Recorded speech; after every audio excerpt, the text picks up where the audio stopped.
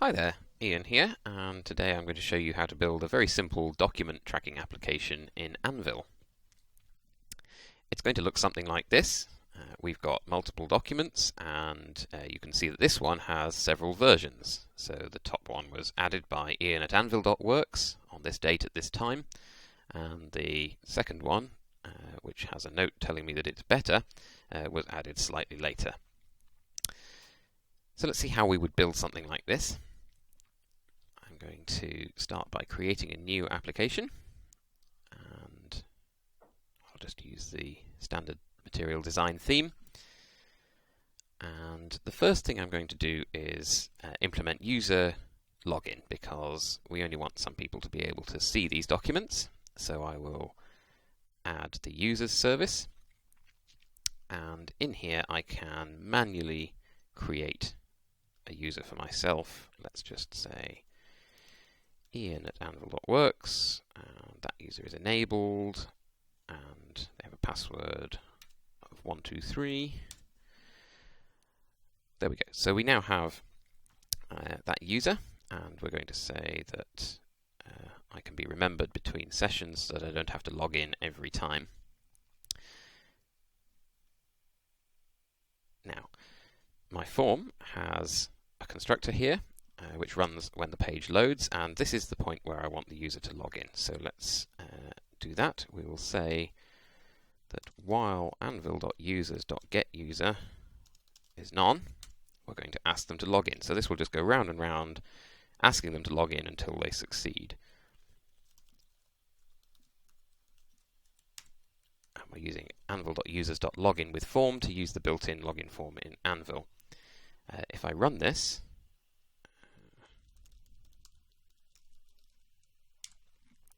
then you will see that I will be asked to log in, and I can log in as Ian at Anvil.works with my password, and then I get in. Of course, we don't have anything in our application yet. So, now that we have user registration and login, let's design the database for our application. So I'm going to add the data tables service. We'll see that there's already a table there for the users of our application. I'm going to create a table that's going to hold the documents in my app, and a table that's going to hold the versions of those documents. Let's populate the versions table first. So the main thing that a version has is an actual file. So that's going to be a media column called file, and that's going to store the file that represents this version of the document. We're also going to have notes about that version. We will store when the version was uploaded,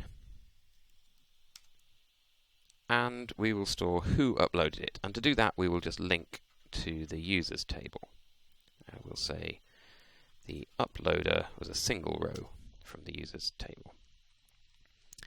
And now in the documents table, we can store the name of this document, and we're going to link to multiple versions so that each document can have multiple versions associated with it.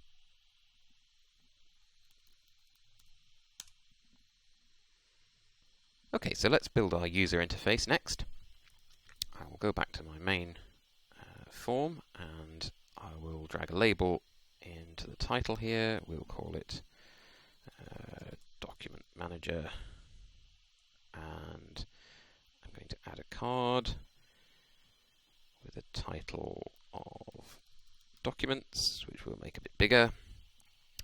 And then I'm going to use a repeating panel to display each of the documents in my table. I'm also going to add a file loader, which I will use to upload new documents. So we'll move that over to the right, call it add document, and let's change the icon like so. Or maybe make that a bit bigger too. Okay, so this repeating panel is going to display an item for each row in my documents table. Let's call it docs panel. And if I double click on this, I can edit the template for each item. It's going to display a row from the documents table, and documents have a name, which I can display using a data binding here. The text property of this label is going to be bound to the name of this item. And let's make that a little bit bigger. And documents also have versions. So I'm going to use another repeating panel here. Let's call it versions panel. And we will say that the items of this panel are the versions of this document. I can edit that template too by double-clicking again and saying that this is going to display rows from the versions table. And each version has a file which we will display as a link. It also has some information about it, like who uploaded it and when. And it also has some notes which we'll display as a text area, like so. So the notes are easy. We can just bind the text property to the notes field of the current item. The link is interesting, so we want to display the name of the file here as the text of the link, so we can get the file itself and then say .name. That will give me the name of the file that was uploaded.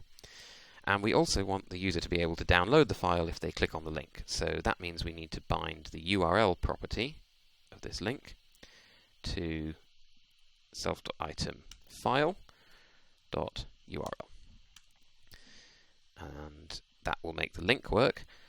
The last one is this label here. This is where we're going to display who uploaded the file and when. So we will bind the text of this label to, actually let's do it to a string, uploaded by somebody at some time, and then we'll put the format string in here.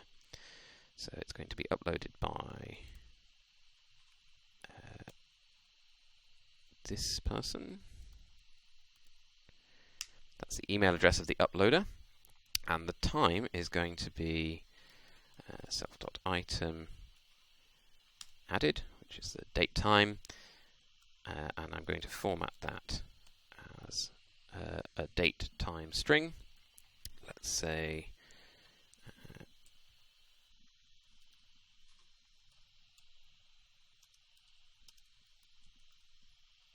something like this.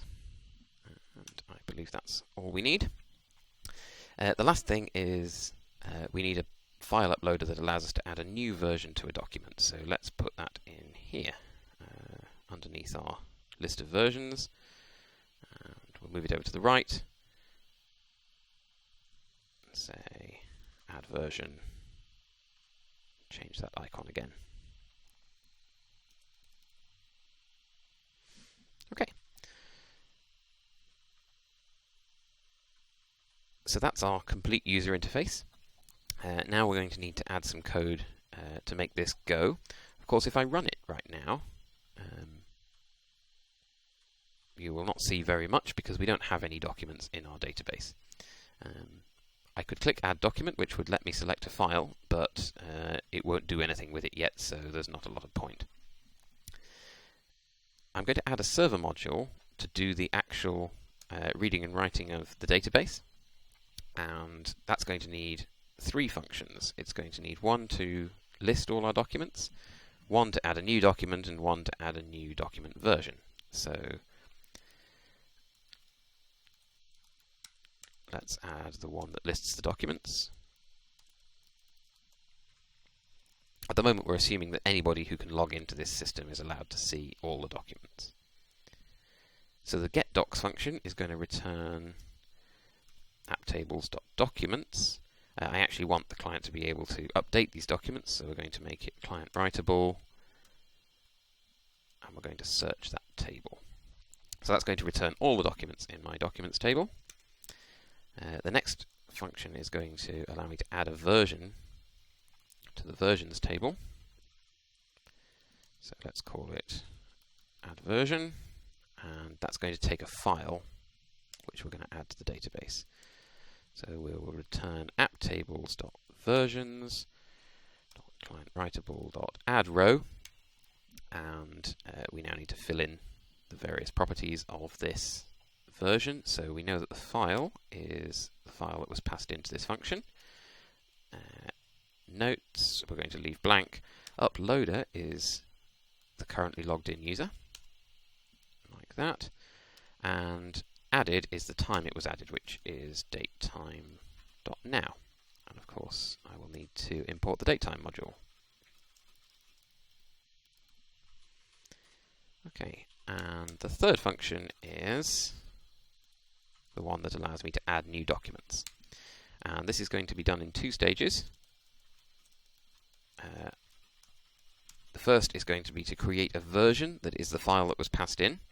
So let's say version 1 equals add version, this file. And then I'm going to create the actual document which references that version. So apptables.documents, client writable, add row. The name is going to be the name of the file. And versions is going to start out as a list containing just that first version. Okay, so that's all the code we need on the server to interact with our database. Now I can write the code that actually makes the application go. So let's go back to our user interface. And the first thing I need to do is allow the user to add documents. So I'll double click on add document, and it's going to create me a handler for that event when the user clicks on it. And I will say this is the point where we want to call add doc on the server. So the new document is anvil.server.call add doc, and that takes one argument, which is the file that's being uploaded. Now I need to add this to my list of documents. So at this point I'll say self.docs panel, that was the repeating panel, .items plus equals new docs, so that's just going to add it to the end of the list. I also want to clear the file loader so that it resets its state. So that's when I add a new document. Now when the form loads, I actually want to display a list of all the documents. So let's do that. And that will be done by saying docs panel.items equals anvil.server.call get docs. I will actually turn that into a list, and if we run this, we should be able to at least try adding a document.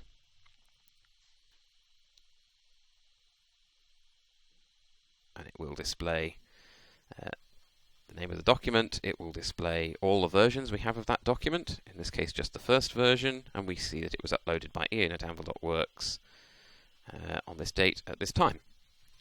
Now notice that I can already add notes here, and they will be saved in the database because I did that data binding to this text box. Now I cannot add a new version to the document yet because I haven't written any code for that, so let's do that. And if I go back to the user interface, I can go in here and find the add version file loader. So when this one gets changed, we want to call the server function to add a version.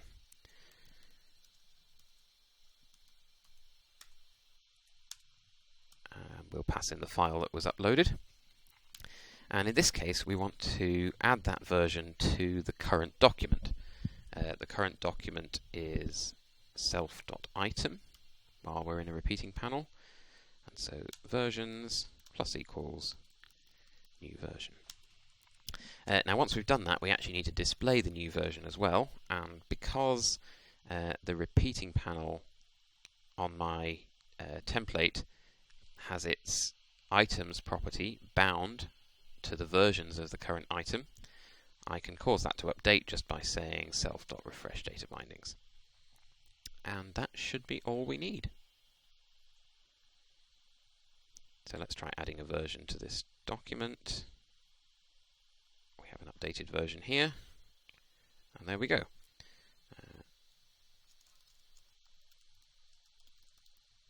And we could also add a new document from scratch. There's a presentation, and it's displayed at the bottom here. So there's lots of things we could do to improve this. We could allow each document to have a list of members and so that people only see documents that are relevant to them or that they have permission to see. Or we could add notifications. For instance, we could make it so that when somebody adds a new version, it emails everybody that has an interest in that document. There are all sorts of things that we could do to extend this, but that gives you an idea of how to build a very simple document management application.